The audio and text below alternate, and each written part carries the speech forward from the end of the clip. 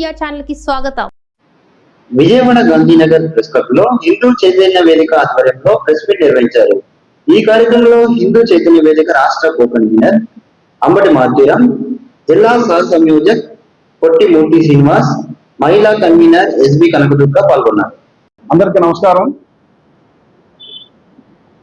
ఆంధ్రప్రదేశ్ లో మన మార్చి 26 జరిగిన రోడ్డు ప్రమాదంలో మరణించిన పాస్టర్ ప్రవీణ్ గారి మృతి బాధాకరం. ఈ యొక్క మృతిని రకరకాల కోణాల్లో విశ్లేషకుల రూపంలో, అట్లాగే కొంతమంది పాస్టర్స్ రూపంలో, అట్లాగే యూట్యూబర్స్ రూపంలో చాలా మంది రకరకాల వదంతుల్ని సృష్టిస్తున్నారు. ప్రశాంతంగా ఉన్న ఆంధ్రప్రదేశ్ రాష్ట్రంలో ఒక మత విద్వేషాలు రెచ్చగొట్టే రీతిలో ఎక్కువగా ప్రభావితమయ్యే రీతిలో ఈ యొక్క విద్వేషాలు జరుగుతున్నాయి. దీనిని హిందూ ఐక్యవేదిక పూర్తిగా ఖండిస్తుంది. అక్కడ పోలీసు వారి నిజ నిర్ధారణ సిట్ ఏర్పాటు చేశారు. దాంట్లో అది ప్రమాదమే అని పేర్కొంది. ఆల్రెడీ వీడియోలు అవి బయటకు వచ్చినాయి. వారు ప్రమాదంలో కిందపడి మళ్ళీ బండి లేపి మరలా వెళ్తాం, అవన్నీ కూడా వీడియోలో ఆల్మోస్ట్ అవన్నీ వీడియోలు బయటకు వచ్చినాయి. వీటి దృష్ట్యా అది రోడ్డు ప్రమాదంగానే భావిస్తున్నాము. ఎవరైనా కానీ చనిపోయినప్పుడు మనం తప్పనిసరిగా దానికి విచారం వ్యక్తం చేయాల్సిందే. అయితే వారి మీద ఉన్న ఇంతకుముందు ఉన్న ఆరోపణలు, వారి తలని తీసుకురమ్మని చెప్పి రంజిత్ కోఫా అనే ఇంకొక పాస్టర్ ఎవరైతే ఉన్నారో ఆయన డైరెక్ట్ గా దీంట్లో పెట్టారు. అట్లాగే నెల్లూరు చెందిన ఒక రౌడీ షీటర్ సమీ హుషేన్ అనే అతను పచ్చిగా ఫేస్బుక్ లో అతను చంపుతానని బూతులు గురించి పచ్చిగా మాట్లాడారు. క్షమాపణ చెప్పాలన్నారు. క్షమాపణ చెప్పాడు ఈయన పాస్టర్ గారు ప్రవీణ్ గారు. చెప్పినా కానీ అది కుదరదు, రిటర్న్ గా రాయాలని చెప్పి మళ్ళీ ఆయన ఫేస్బుక్ లో మాట్లాడడం జరిగింది. ఇట్లాగా రకరకాల జరిగినాయి. వీటన్నిటికీ హిందూ సమాజానికి సంబంధం లేదు. కానీ వీటిల్ని తీసుకొచ్చి హిందూ సమాజం మీద రుద్దాలని ప్రయత్నం చేస్తారు. గతంలో కూడా ఆంధ్రప్రదేశ్లో 96 ఆ ప్రాంతాల్లో, ఏలూరులో, తాడేపల్లిగూడెంలో చర్చిల మీద బాంబు దాడులు చేశారు. అప్పుడు కూడా ఇమ్మీడియట్ గా ఇట్లా జరిగింది. గంటల్లో అది హిందూ సంస్థలు చేసినాయని చెప్పేసి ఒక గుడ్డ కాల్చి ముఖం మీద పడితే గుడ్డ తీసినా ముఖానికి బూడిదవుతుంది, గుడ్డ ఉంచినా కానీ మస్ అవుతుంది. ఆ విధంగా గుడ్డ కాల్చి మొహం మీద వేసే పద్ధతిలోనే కొంతమంది రాష్ట్రంలో పనిచేస్తున్నారు. గుంటూరులో కూడా మసీదు మీద బాంబు దాడి జరిగితే అది చేసింది కూడా ముస్లింలు అని చెప్పి ఇమీడియట్ గా పోలీసులు దాన్ని బయటపెట్టారు. ఇవన్నీ కూడా నిజాలు తప్పనిసరిగా బయటకు వస్తాయి. ఇట్లాంటి వాటికి ముందుగానే స్పందించి అతిస్పందనకు గురయ్యి రాష్ట్రంలో వివిధ రకాల వర్గాల మధ్య, లేదంటే మతాల మధ్య సమస్యలు సృష్టించాలని కొంతమంది పనిగట్టుకొని చేస్తున్నారు. ఈరోజు హైదరాబాద్ లో ఇందాకే ఒక ప్రెస్ మీట్ పెట్టారు కొంతమంది పాస్టర్స్ కలిపి.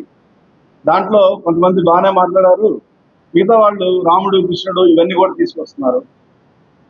మేమేమంటామంటే మీ ధర్మాల్లో ఏముందో మంచి అది చెప్పండి, మీ పుణ్య గ్రంథాల్లో ఏముందో అది చెప్పండి, దాంట్లో తప్పులేదు.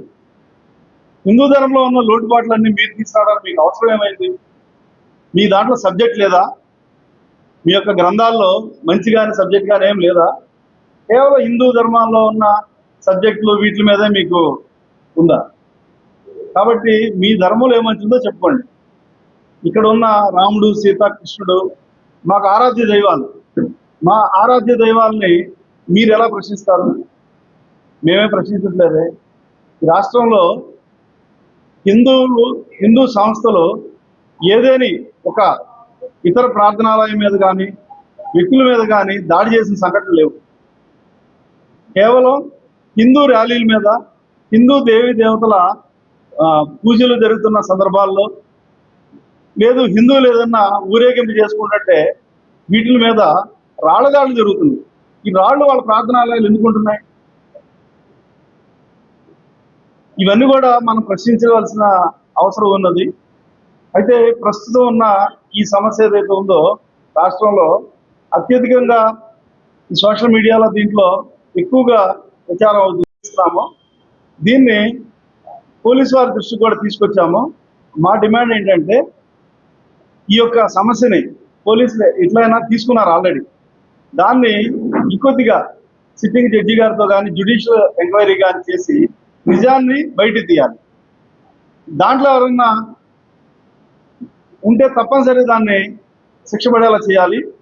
దాంట్లో ఇప్పుడు ఎవరైతే ఈ ప్రవీణ్ గారి తల తీయాలి, తీసిన వాళ్ళకి బహుమతి అని చెప్పారో వాడిని తీసుకొచ్చి పోలీసులు ప్రశ్నించాలి. అట్లా ఎవరైతే నెల్లూరు రౌడీ షీట్లు ఉన్నారో ఆయన కూడా తీసుకొచ్చి ప్రశ్నించాలి. తీసుకొచ్చి ప్రశ్నిస్తే కానీ అందులో లోతుపాతులు తెలియవు. బట్ పోలీసు వారికి విజ్ఞప్తి ఏంటంటే తప్పనిసరిగా దీని మీద వీళ్ళ తీసుకొచ్చి ప్రశ్నించడం ఒకటి, రెండోది లేనిపోని చేసే వాళ్ళు ఎవరైతే ఉన్నారో హిందూ సంస్థల మీద, హిందూ సమాజం మీద ఊరికే మాటల రూపంలో, చేతల రూపంలో దాడులు చేయడానికి ప్రయత్నించే ఉన్నారో వీళ్ళ మీద తప్పనిసరిగా పోలీస్ శాఖ వాళ్ళు చర్య తీసుకోవాలి. హిందూ సమాజము ప్రశాంతంగా ఉంది. అదే టైంలో గ్రామాల్లో చైతన్యవంతమైంది. మొన్న జరిగిన జనవరి 5 జరిగిన హైందవ శంకారావంతో రాష్ట్రంలో గ్రామాన హిందువులందరూ కూడా చైతన్యవంతులే. ప్రశ్నిస్తున్నారు, మీరు మతాలు ఎందుకు మారుస్తున్నారు? మీరు మీ దాంట్లో లేనిది మా దాంట్లో ఉన్నది, మా దాంట్లో లేనిది మీ దాంట్లో ఉన్నది, ఏంటి ఈ బాధలు?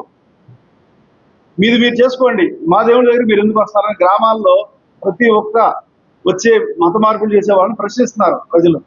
కాబట్టి చైతన్యవంతమయ్యారు. కాబట్టి ఈ చైతన్యవంతమైన సమయంలో మీరు అత్యుత్సాహం ప్రదర్శించి ఏమన్నా చేస్తే చైతన్యవంతమైన ప్రజలు ఊరుకోరు, తిరగబడతారు. అప్పుడు ఎవరిది బాధ్యత అవుతుంది?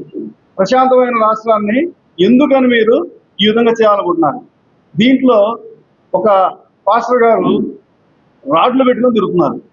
అదేంటంటే మా మీద దాడులు జరిగినాయి అంటున్నారు. దాడులు జరుగుతాయి, ఫోన్లు చేస్తున్నారు అంటున్నారు. మీరు ఎందుకని పోలీసులకి ఆ ఫోన్లు వచ్చిన నంబర్లు ఎందుకు ఇవ్వరు?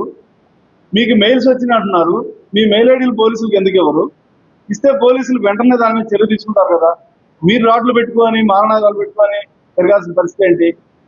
మరలా ఏదో ప్రమాదం జరిగి ఏమైనా జరిగిందనుకోండి, కాబట్టి మళ్ళీ దాన్ని తీసుకొచ్చి ఏ సంస్థకో లేదంటే ఏ హిందూ సమాజానికో అండగట్టాలని ప్రయత్నం చేస్తారా? కాబట్టి ఏమైనా జరిగితే రాష్ట్ర పోలీసు వ్యవస్థ పనిచేస్తుంది కాబట్టి వారికి మీ ఉంటే సమస్యలు ఇవ్వండి, తప్పనిసరిగా అన్ని కూడా సర్దుమవుతుంది. కాబట్టి ఫైనల్గా మీరు చెప్పేది ఏంటంటే హిందూ ఐక్యవేద తరఫున రాష్ట్రంలో ప్రశాంతంగా ఉంచాలని, మీ రాజకీయ కారణాలతో ఏదైనా సమస్యని పట్టుకొని మత సమస్య కింద క్రియేట్ చేయొద్దని అందరికీ విజ్ఞప్తి చేస్తున్నాం. ఇవాళ హైదరాబాద్లో జరిగినటువంటి ప్రెస్ మీట్లో కనుక మనం చూసినట్లయితే చాలా రకరకాల భిన్న స్వరాలు వినపడినాయి. కానీ దాని లోపల ఒక పాస్టర్ గారు మాట్లాడారు, మనం విడివిడి జ్ఞానంతో సోషల్ మీడియాలోకి వెళ్ళి మీ దేవుడు గొప్ప, మా దేవుడు గొప్ప అని చెప్పి డిబేట్లు పెడతాం వల్ల ప్రజల్లో అది చాలా గందరగోళానికి గురి చేస్తుంది. ఇవాళ రోజు మనం ఇది చూసినట్టయితే కొంతమంది వాళ్ళు పాపులర్ అవ్వటం కోసం ఈ సోషల్ మీడియాలో కూర్చొని చిన్న చిన్న ఛానల్స్లో మాట్లాడుతూ ఇది అది అది ఇది అని చెప్పి మాట్లాడటం వల్ల చాలా పరిస్థితులు ఎవరికి అర్థం కాకుండా ఉంటున్నాయి. మీ నాన్నగారిని గురించి మీరు గొప్పగా చెప్పుకోవాలి, మా నాన్నగారి గురించి మేము గొప్పగా చెప్పుకోవాలి. ఒకళ్ళని విమర్శించుకునే పరిస్థితి రాకూడదు. అలా విమర్శించుకోవడం వల్ల ఈ పరిస్థితి వాళ్ళ రోజున ఒకళ్ళ మీద ఒకళ్ళు ఎత్తి చూపించుకునే పరిస్థితి మనకు వస్తుంది. కాబట్టి కొన్ని రోజుల పాటు అందరూ కూడా సోషల్ మీడియాలో ప్రశాంతంగా ఉండండి. ఏం జరిగింది ఏంటి అనేది పోలీస్ వ్యవస్థ నిజ నిర్ధారణ చేస్తుంది. అప్పుడు ఒక కంక్లూజన్ కలిగి రావచ్చు.